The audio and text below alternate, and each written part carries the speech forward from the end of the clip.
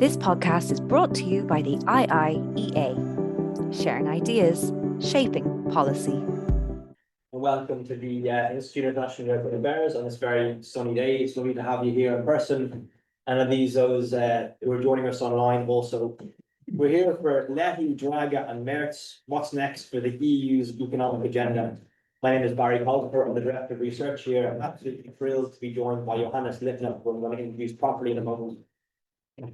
With the election of Friedrich Merz as Chancellor, expectations are rising in Europe of renewed German leadership in Europe and indeed across the world. Last night at a dinner I was at, the finance minister here, Pastor who referred to Draghi and Letta and the recommendations within those reports as being mission critical for the success of the European project. So it's a very apposite topic for us still to be discussing. In his remarks, Johannes is going to reflect on things including the EU's ability to find consensus and to deliver on industrial policy, budget reform, defence spending, simplification, and more.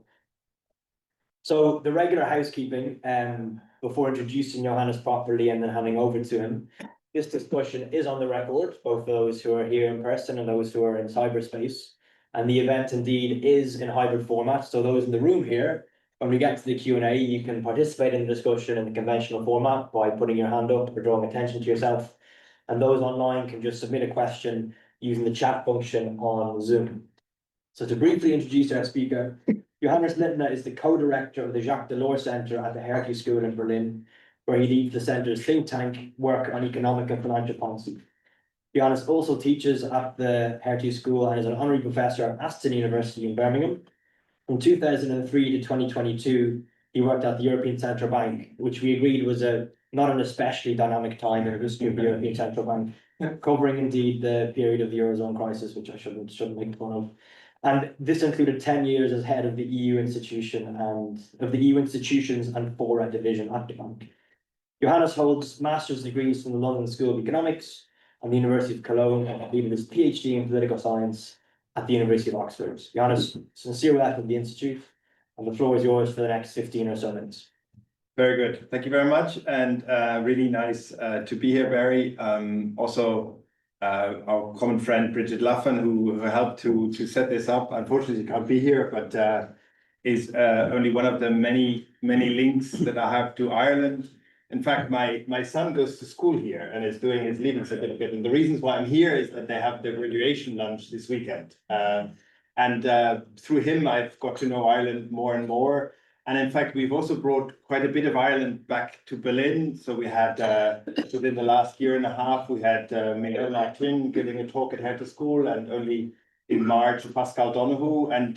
And with the help of the Irish embassy, we really see that there is quite a growing interest also into sort of the Irish view on EU politics within Berlin.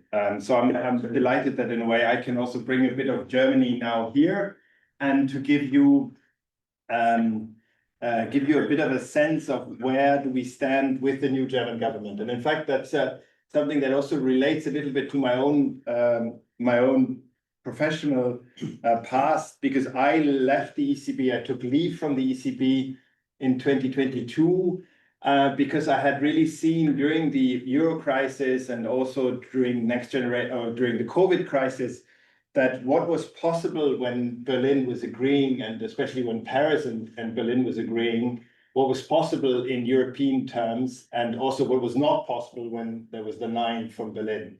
And especially as a German, having worked for the ECB long, I felt like I would want to be there in Berlin and experience a bit how one could impact the European debates in Berlin. And that was at the time in 2022 where the new government of Scholz had just taken over. They had a very pro-European coalition agreement. And Scholz, 3 days after the attack of Russia onto Ukraine, had given this big Zeitenwende speech.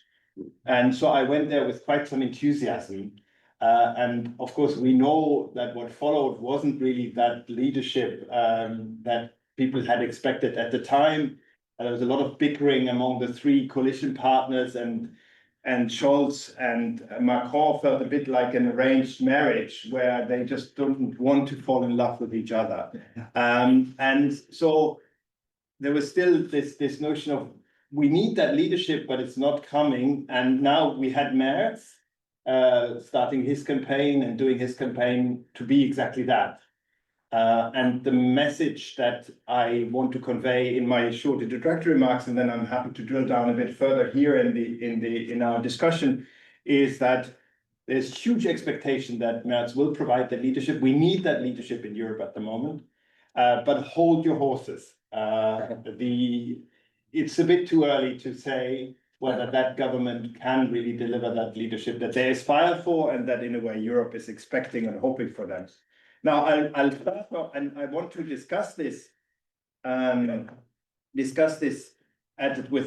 focusing on the EU's economic agenda, partly because I really that's my topic, and it's a topics that I care of a lot. Partly because you will have Nikolai von Dartze focusing on defense and foreign policy in a week's time, I think. Thanks for the plug, indeed. On and Nikolai is a friend and an excellent speaker, so you will get that.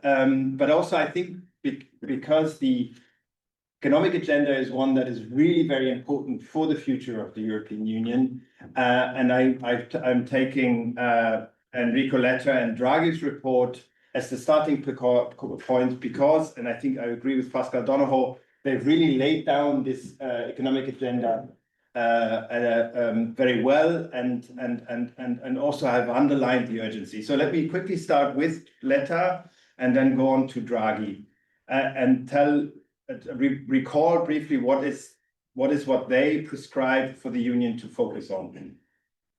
By the way, another kind of little commercial. I read Kieran's piece on the letter. Where is he? There you are. Kieran's piece on the letter report, and I think it's very well done. So it's a good. If you had read his stuff, whatever I say to you now will probably be known to you already. But let's to bring us all on the same page, where Enrico's Letta's report starts, and that's with the analysis. And you remember the report focuses on the single market, and that's the analysis that we are in a world now where the economic weight has changed drastically compared to when the single market was introduced in the 1980s, and where also the relationship between the major economic powers has changed and is changing. So here's this nice quote where he says, when Jacques Delors launched the single market, the Soviet Union was still there, Germany wasn't united, China and India together were 4% of the world GDP. The big of today and tomorrow has to be bigger because dimensions of China, of the US, the BRICS has completely changed. And then he has another quote that then made it also to the leaders' discussions. He describes how the GDP per capita in the US between 1993, so it's the completion of the single market for us, and 2022 has increased by almost 60%, and in Europe less than 30%. So it's this clear analysis that we're in a different world where scale matters, and where that scale needs to be provided by the single market, and where we have that potential that we are not using to the full. And the single market provides us also with a voice, potentially, if we use it well on the world stage, it can provide us also with more autonomy than what we could achieve in bowling alone as member states, as nation states. And he focuses on three particular areas that he highlights as areas that under Jacques Delors were excluded from the single market, but are now particularly important and should be focus points for further integration effort. And he looks at energy, telecommunication, and particularly on finance, where he coins the phrase of savings and investment union. Saving investment union, because he says we're not matching the high saving rates that we have with the investment needs that we have.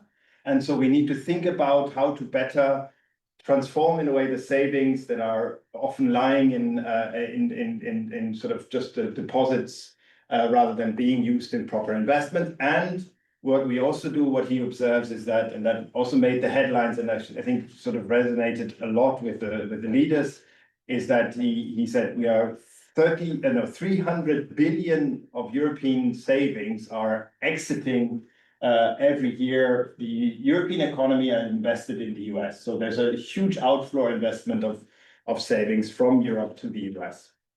So he then has has a couple of other points, like including, innovation, which he calls fifth freedom, as well as something on social cohesion. But for me, the key message of that scale matters, and these three sectors, that they are very important, I think, are the key two takeaways from Letta. And half a year later, Draghi comes and he echoes a lot what Letta says in terms of the key importance of the single market. By the way, we can come back in the discussion on the whole question of why did we need two reports from two Italian prime ministers, but I think that's a very typical European discussion that we can, or a story, in fact, we can come back to you just in case you want. So what I think he brings is, he underlines, as I said, the alarm signals that Letta sends, but what I think he also, I really like this notion of slow agony that he brings into the discussion. He says, look, we may not feel the pain so well, but actually we are slowly suffocating, we're slowly losing competitiveness, rather than seeing that sort of starkly materializing. He also has, remember, his focus is on competitiveness, while Letta is on the single market, rather close, both points, but still different. And he, in fact, takes this competitiveness challenge, but he nuances competitiveness. He says price competitiveness is one dimension, but in fact, we need to look at productivity growth. And if you look at productivity growth, you see that, in fact, since 2000, the annual labor productivity yearly growth in the US has been just 1/2 of what has been in the US, causing a cumulative productivity gap of 27 percentage points over the whole period. And instead of addressing that productivity growth, what we did, we developed a growth strategy where we try to make up by price competitiveness, so actually wage restraint. And this wage restraint meant that also in terms of domestic demand, the European economy has been focusing on demand impulse coming from the export, so from the export sector, so from around the world, rather than by generating domestic demand themselves. And he criticizes this. And he says, how can we address this?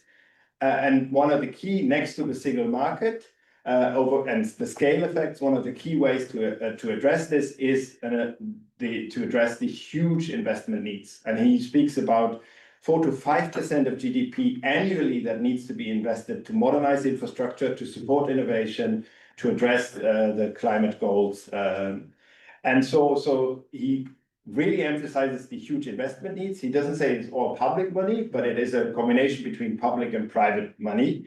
And he says we need to be more strategic in terms of our industrial strategy.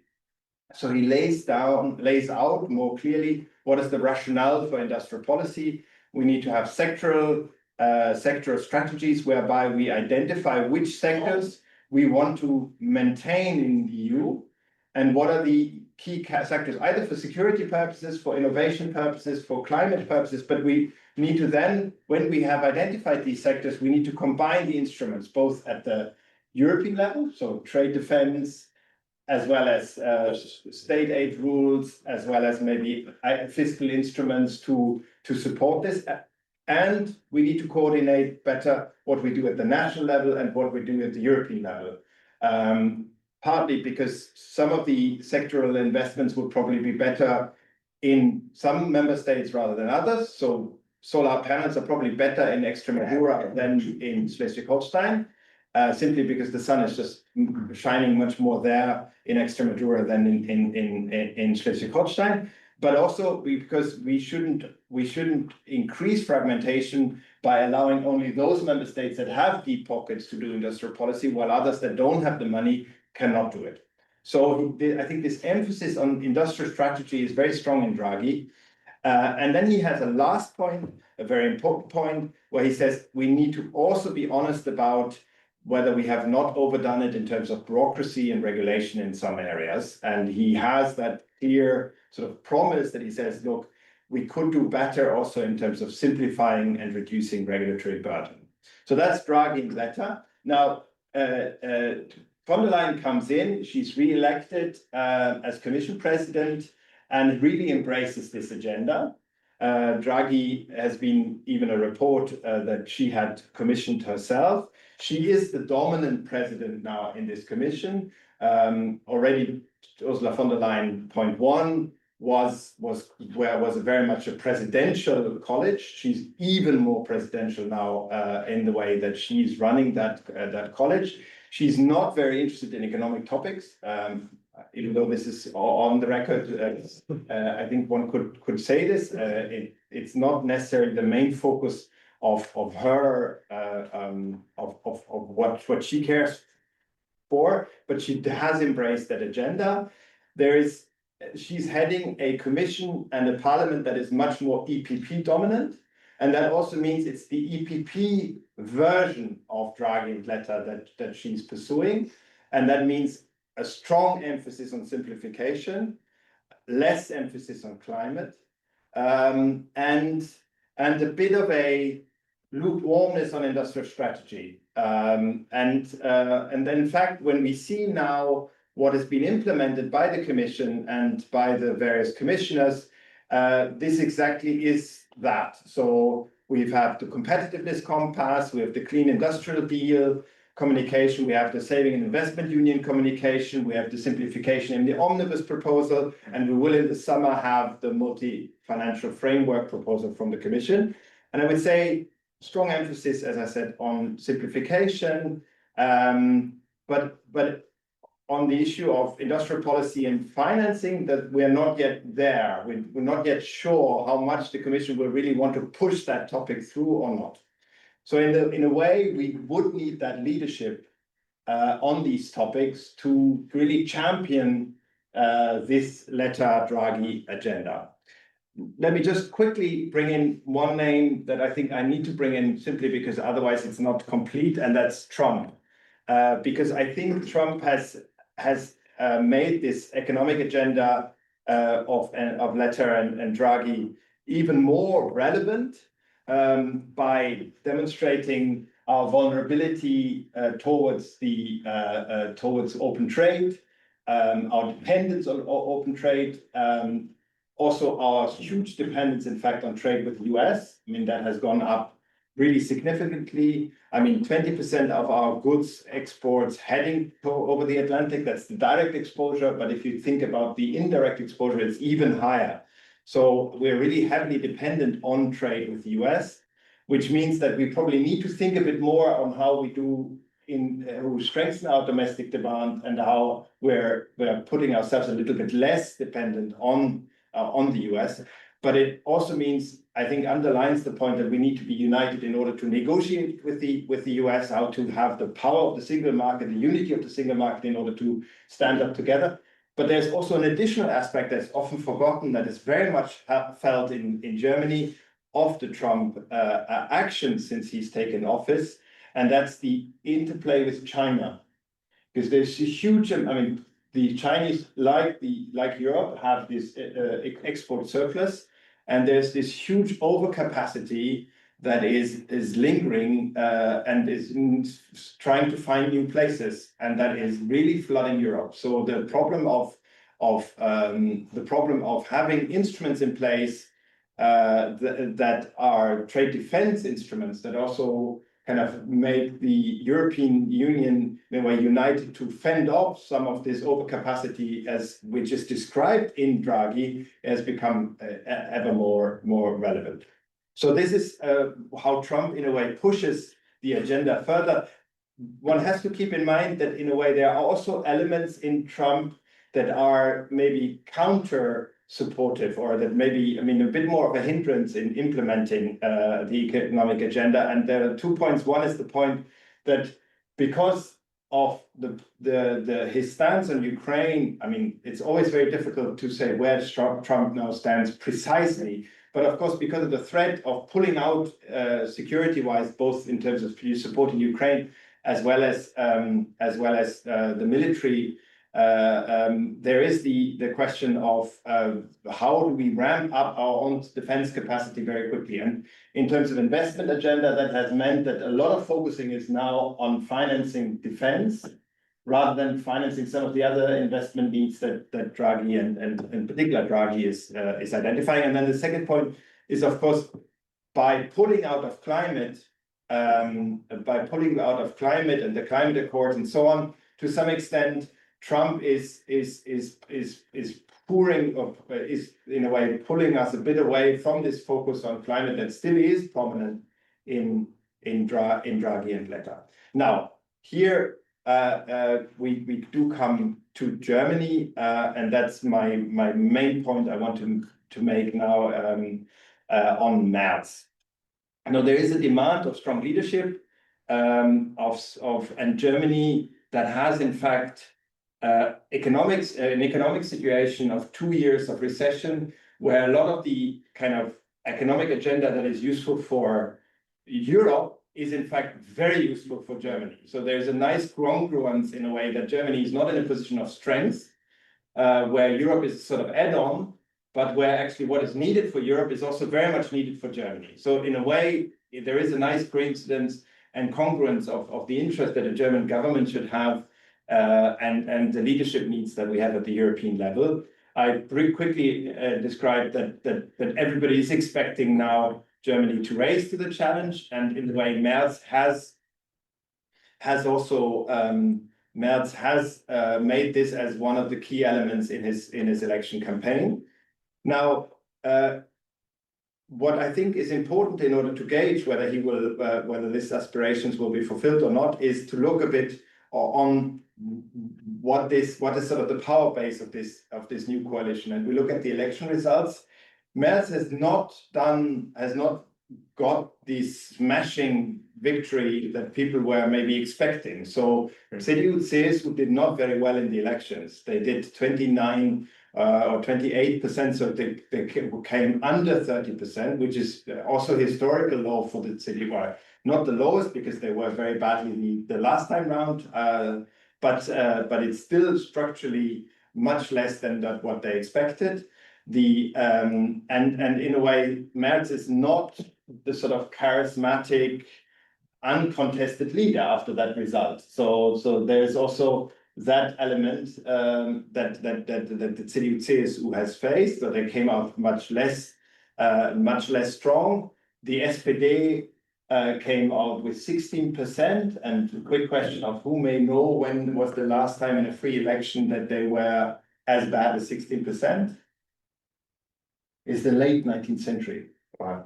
So again, this is so the two coalition partners come in not with a smashing victory, and we call this a große Koalition, a grand coalition, and the grand coalition has a very narrow majority. So that's, I think, it's an important factor, and the AfD doubled their seats in parliament to up to 20% now, and that's a very formidable opposition that they face.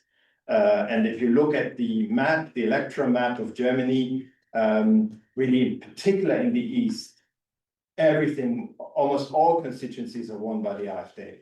I mean, we have a different electoral system than the UK, but just the dominance of the AfD as biggest party in large parts of Eastern Germany is quite frightening. So that's what they're up against. There was a huge surprise movement that he did straight away in the first week after the election, which is the debt brake reform and the big infrastructure fund that they agreed. And this is a huge movement. I mean, for the CDU to all of a sudden be ready to reform the debt brake was a huge political swing. During the election campaign, he had said, no, well, I'll need to look at the books. The debt brake is a very important part of our fiscal architecture. This was the reason why the last government had broken down, because there was no agreement on the debt brake. The Liberals didn't want to reform the debt brake. And all of a sudden, 3 days within his, after the election, he's willing to reform the debt brake and to create an infrastructure fund. And he's willing to do this within the old parliament. So it's, even though it's after the election, he does it with the old parliament, because the electoral majority of 2/3 that is needed, he can have in the old parliament without Die Linke, that wouldn't support a debt brake reform for defense. And so he does this in an old parliament, which from political perspective is really fascinating, because there is this odd situation that the new parliament only constitutes itself only 4 weeks after the election. So he used the old parliament to do this coup, which I think shows to some extent that he is this instinct politician that sometimes can do these surprise movements. And he and in a way he has stunned both the German public and as well as Europe in a way of doing so. And also the second person that came out strong through this move was Klingbeil, who is the co-leader of the SPD, and he was really the kind of key counterpart to Merz as the person that kind of negotiated that deal. So that was the surprise moves of fiscal bank that they did. And one of the key reasons why this was defended was very much the scene of Zelensky, and you all remember that Zelensky sitting in the Oval Office and being insulted by Trump. And I think whether that was the reason or whether that was the kind of at least the rhetoric that was used, it was really the sense of, no, we need to really prop up defense. And while we're on it, we need to acknowledge that Germany has underinvested about a decade, and we need to have money for investment. So within, as I said, within a couple of days, he, under the impression of geopolitics, he changed his stance there. He also repeated his European aspirations. Now, when we then look at the coalition agreement that they agreed and look particularly at the economic topics that I covered before, you see that both on most economic issues, be it the budget, be it the saving investment union, be it the fiscal rules, be it trade, there's no real stance of what this government will be having as a key agenda for Europe. So there's the high aspiration, but I think the key achievement, so to say, of the coalition agreement is that they didn't close down doors. So they didn't maintain red lines, but they really kept a lot of flexibility on all of these topics, which those people that are very sort of aspirational in terms of European agenda, in particular part of the Social Democrats, have defended as an achievement, that the Christian Democrats coming out of opposition would not say, oh, we exclude this and that. But at the same time, it also means that this very flexible coalition agreement, and remember, in German politics, the coalition agreement is usually seen as really the basis for all the policies that are coming afterwards. It's not very clear what policies are coming from there. So in a way, the coalition agreement has not led to a convergence or a consensus of what is the agenda on Europe that this government, in particular in the realm of economic and policies, would be pursuing is defined. And then, I mean, what you can say is that in terms of energy, and we're happy to come back to this in the discussion, in the realm of energy and climate, they maintain the climate goals, but at the same time they move a bit. I mean, in its prominence, it has gone down a bit. And what you can see is that in the realm of migration, that thin consensus of combining the positions of the SPD and the CDU is particularly thin, because the compromise that they found on migration is one that is really not really fully understandable. So they want to do something that is against European law, and at the same time they want to do something that's not against European law and in consensus with their members. So there's sort of both positions are standing next to each other, and it's not really clear how it's reconciled. So quickly, two last points from further on what is the team with which Merz wants to do this. It's a team of politicians where, in particular, Klingbeil himself stand out as the strong man. So Klingbeil has become finance minister, but he's not really an expert on finance himself. He's never been a minister before, so it will be new. This will be new territory for him. And also the rest, except for the story of the defense minister, there is not that many experienced ministers there. So most of the ministers have not been in government before. what was the first days of this government and how much does these first actions give us some indication on what they will be doing. Most prominently, of course, was the failed first round of getting the elections, getting voted as chancellor, and that's the first time in history that the chancellor that is going to be voted in parliament is not getting the necessary majority. And it clearly shows that this grand coalition doesn't have a grand majority, and it shows the narrowness in a way with which they have to hold all the MPs together. I would still see this more of a glitch, and partly the result of these two men really very forcefully pushing their crowd towards this new agreement, especially after a rather divisive campaign, and also given that quite a number of experienced ministers have not come back to the government, so there were some open scores. So I wouldn't overinterpret it, but it also demonstrates, of course, that they need to work on their majorities. These majorities are not a given, and if you have now divisive topics that need to go through the parliament, you need to prepare this well. And I think that's the first kind of, that's a clear lesson that you can draw from this. The second point is that Merz did all what he had promised to do in terms of visits to Paris, visits to Warsaw, visits to Brussels. But already in the op-ed that he did with Macron, you can see it's not yet so clear where they're headed together. For those people that had hoped that there would be a master plan that would be unrolled on day 2, everything in this op-ed is kind of good and fair, but it's not. It begs to you want to see the small print underneath, and the question is there some small print underneath yet? And thirdly, and that's maybe more important, is there have been some first twists. So Merkel went to we had Merkel for some time. Merz went to Brussels on that Friday, so directly after he had been to Brussels and Paris, and there he says the CSDDD, so this is the directive for reporting supply chain. This will be abolished. In the coalition agreement, it doesn't say that this will be abolished. They say the national law will be abolished. And so there's an outcry on the Social Democrats. The Monday, Klingbeil says, no, it won't be abolished.